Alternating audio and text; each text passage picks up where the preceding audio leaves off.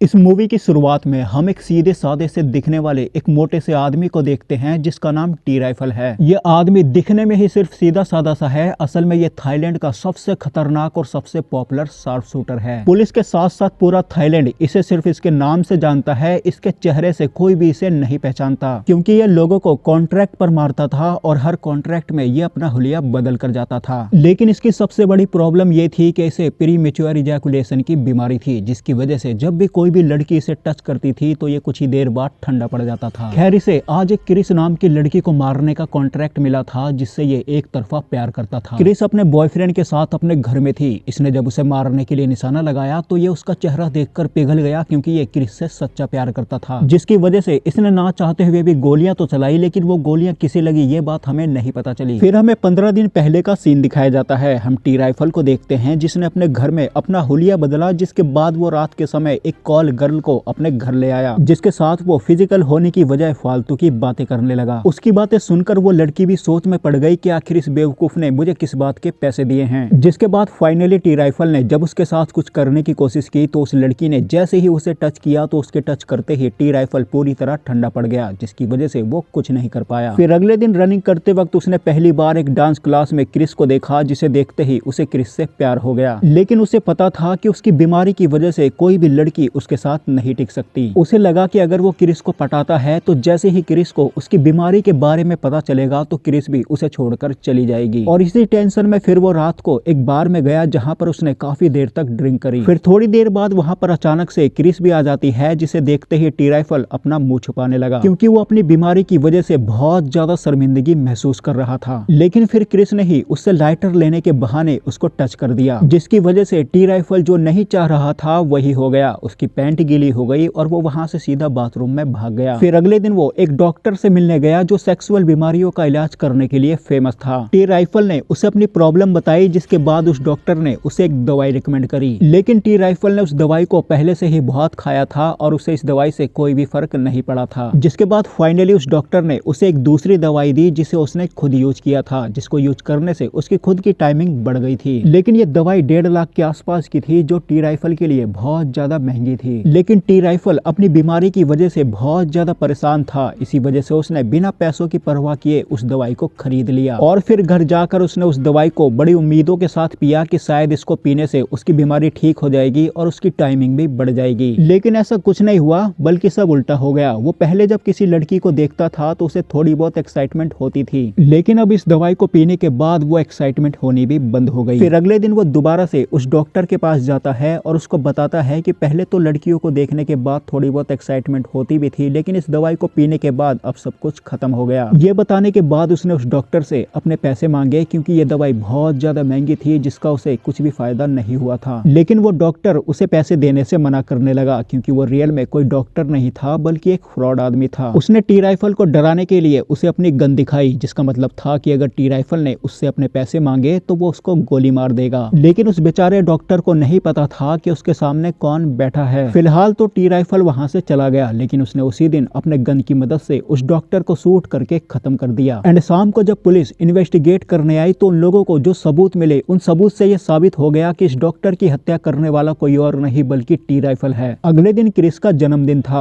और इस मौके पर उससे मिलने उसके फादर आए, जो उससे थोड़ा नाराज थे, क्योंकि क्रिस के फादर एक पॉलिटिकल पार्टी के लीडर थे, जिनकी पार्टी को ग्रीन शर्ट नाम से जाना जाता था, और क्रिस एक पर्पल शर्ट नाम की पार्टी में शामिल थी, क्योंकि उसे लगता था कि ग्रीन शर्ट की पार्टी अपने फायदे के लिए लोगों को लड़वाती है, जिसकी वजह से देश में दंगे होते हैं। और इसीलिए उसने अपने फादर की पार्टी को ज्वाइन नहीं किया, जिसकी वजह से उसके फादर हमेशा उससे खफा रहते थे। दूसरी तरफ हम टी राइफल को देखते हैं, जो अपने अंकल से मिलने उनके पास जाता है। उसके अंकल ने उसको समझाते हुए उससे ये कहा कि उसे उस डॉक्टर को नहीं मारना चाहिए था। इस बात पर टी राइफल ने ये कहा कि आप मेरी प्रॉब्लम नहीं जानते, मैं जिसके पास भी जाता हूँ सब मेरा फायदा उठाते हैं। तब उसके अंकल ने ये कहा कि मैं एक ऐसे आदमी के बारे में जानता हूँ जो तुम्हारी इस प्रॉब्लम को 100% ठीक कर देगा, लेकिन इससे पहले तुम्हें मेरा एक काम करना होगा। जिसके बाद उसने टी राइफल को एक आदमी को मारने का कॉन्ट्रैक्ट दिया, एंड ये आदमी कोई और नहीं बल्कि क्रिस के फादर थे। और ये बात टी राइफल को नहीं पता थी। उसने अगले दिन ही क्रिस के फादर के साथ साथ उसकी पार्टी के सभी मेंबर्स को शूट करके खत्म कर दिया। जिसके बाद वो खुशी खुशी उस आदमी के पास जाता है, जिस आदमी के बारे में उसके अंकल ने उसको बताया था, जो उसकी इस प्रॉब्लम को 100% ठीक करने वाला था। उस उस आदमी ने टी राइफल को एक तेल दिया और ये कहा कि इस तेल को लगाकर मसाज करने से तुम्हारी चिड़िया बाज बन जाएगी, और अगर ऐसा नहीं होता है तो तुम इस जगह को आग लगा देना। इस बात पर टी राइफल हंसने लगा और चुपचाप वहां से चला गया। लेकिन 2 दिन लगातार मसाज करने के बाद उसका सामान किसी बलून की तरह फूल गया था, जो उसने बिल्कुल भी एक्सपेक्ट नहीं किया था। उसने जब अपने अंकल को ये दिखाया तो उसके अंकल ने उससे ये कहा कि मैं भी इस तेल को यूज करता हूँ, मुझे तो आज तक ऐसा कुछ नहीं हुआ, पता नहीं तुम्हें इसका साइड इफेक्ट कैसे हो गया। जिसके बाद टी राइफल को उस आदमी की बात याद आई जो उसने इस तेल को देते वक्त कहा था कि अगर इस तेल का फायदा ना मिले तो तुम मेरी दुकान को आग लगा देना। और फिर टी राइफल ने उसी दिन उस आदमी की दुकान को सच में आग लगा दिया। उसकी दुकान को आग लगाने के बाद टी राइफल वहां से एक डॉक्टर के पास जाता है, जिसने उसे एक इंजेक्शन लगाकर फाइनली नॉर्मल कर दिया। जिसके बाद वो उसी रात एक बार में जाता है एंड थोड़ी देर बाद फिर वहां पर क्रिस भी आ जाती है, जो अपने फादर की मौत की वजह से बहुत ज्यादा उदास थी। टी राइफल ने आज खुद क्रिस से बात करने की कोशिश की और उसे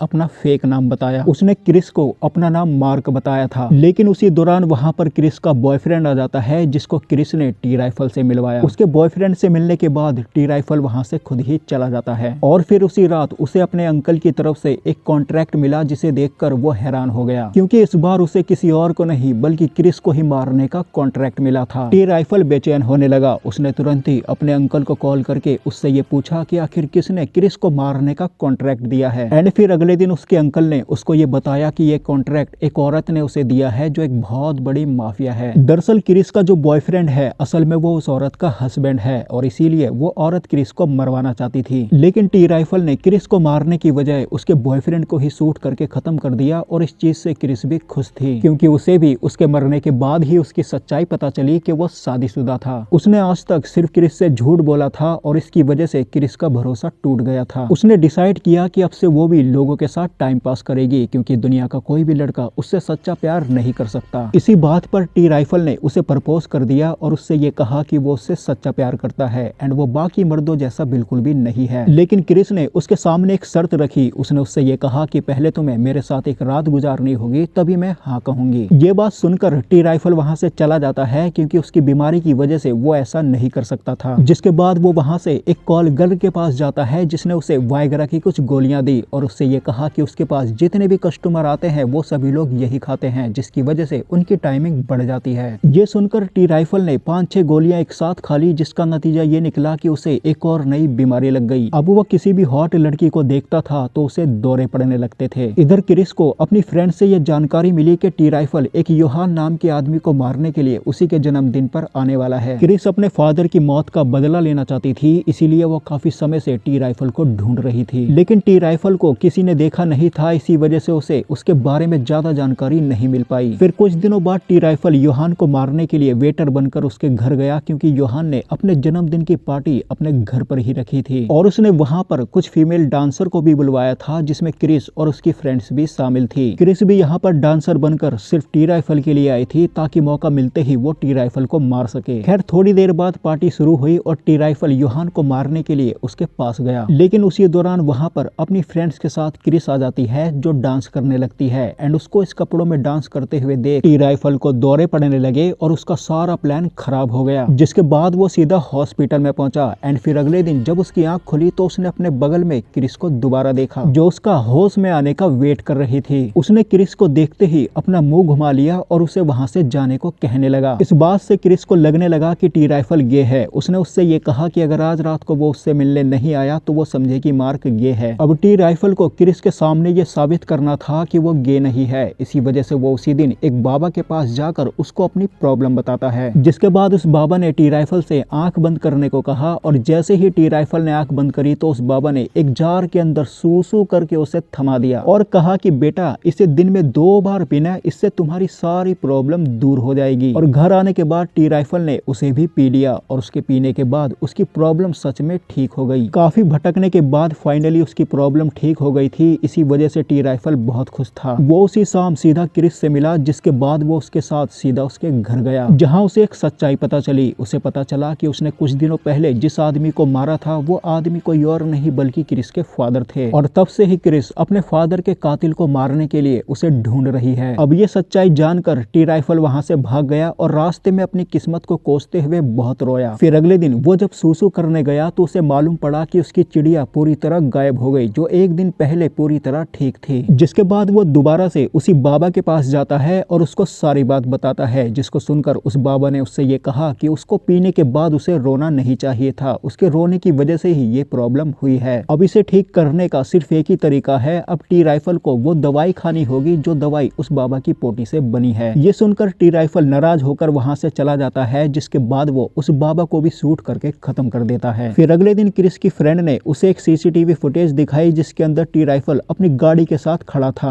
और ये फुटेज पुलिस द्वारा ही रिलीज की गई थी। जिसके बाद क्रिस एक पुलिस ऑफिसर से मिलती है जो काफी समय से टी राइफल की तलाश कर रहा था। वो आज उस बाबा के पास भी गया था जिसको मॉर्निंग में टी राइफल ने शूट करके खत्म कर दिया था। उसने क्रिस को ये बताया कि इस बाबा को मारने वाला भी टी राइफल ही है। इधर अपनी प्रॉब्लम लेकर टी राइफल एक डॉक्टर के पास जाता है जिसने उसको ये बताया कि उसकी प्रॉब्लम पूरी तरह ठीक हो सकती है, लेकिन उसके लिए उसे 1 मिलियन बात देने होंगे। लेकिन टी राइफल के पास 1 मिलियन नहीं थे। इसी वजह से वो वहां से एक चर्च में जाता है और ईश्वर से दुआ करने लगता है कि उसकी प्रॉब्लम ठीक हो जाए। तभी उसके पास उसका एक दोस्त आता है जो उसको एक कॉन्ट्रैक्ट देता है जिसमें उसे एक बूढ़े आदमी को मारना था, जिसके लिए उसे पूरे 1 मिलियन मिलेंगे। ये बात सुनकर टी राइफल खुश हो गया, जिसके बाद वो अगले दिन ही अपने टारगेट को मारने के लिए निकल गया। लेकिन रास्ते में क्रिस ने उसकी गाड़ी को देख लिया, जिसके बाद वो भी उसका पीछा करने लगी। थोड़ी देर बाद टी राइफल एक लोकेशन पर पहुंचा जहां पर उसने अपने टारगेट को देखा जो एक लड़के से बात कर रहा था। जिसके बाद उसने उस बूढ़े आदमी को शूट करने की कोशिश की, लेकिन उसी दौरान वहां पर क्रिस आ जाती है जिसने फाइनली टी राइफल को गन पॉइंट पर होल्ड कर दिया। और यहाँ पर फाइनली क्रिस को ये पता चलता है कि मार्क ही टी राइफल है। वो कुछ कहती उससे पहले ही उस बूढ़े आदमी ने उन पर गोलियां चला दी, जिसकी आड़ में टी राइफल अपनी जान बचाकर वहां से भाग निकला। जिसके बाद क्रिस ने उस आदमी को शूट किया और फिर जल्दी से अपनी गाड़ी में बैठकर टी राइफल का पीछा करने लगी। वो उसका पीछा करते करते सीधा एक चर्च में पहुंची, जहां पर फाइनली उसका सामना टी राइफल से हुआ। जिसके बाद उसने टी राइफल से ये पूछा कि आखिर उसने उसके फादर को क्यों मारा था, और तो और उसने उससे झूठ क्यों बोला कि वो मार्क है। इस बात पर टी राइफल ने उससे ये कहा कि उसके फादर को मारने के लिए उसे कॉन्ट्रैक्ट मिला था एंड उसे नहीं पता था कि वो उसके फादर हैं, और अपने बारे में उसने उसे जानबूझकर नहीं बताया था। ये सारी बातें बताकर उसने क्रिस से माफी मांगी, लेकिन क्रिस ने उसे पकड़ा और सीधा पुलिस के हवाले कर दिया। जिसके बाद वो अगले दिन अपनी फ्रेंड के साथ सीधा एक बिल्डिंग पर गई जहां पर उसने अपनी गन निकाली और सामने की बिल्डिंग में बैठे पर्पल शर्ट की पूरी पार्टी को ही शूट करके खत्म कर दिया, ताकि थाईलैंड में वोट करने के लिए कोई भी पार्टी ना बचे, क्योंकि उन्हीं लोगों ने उसके फादर को मारने का कॉन्ट्रैक्ट दिया था। और इसी के साथ ये मूवी यहीं पर खत्म हो जाती है। तो अगर आपको ये वीडियो पसंद आई तो इस वीडियो को लाइक करके शेयर कर देना। मैं मिलूंगा आपको नई वीडियो में नए टॉपिक के साथ, तब तक के लिए धन्यवाद।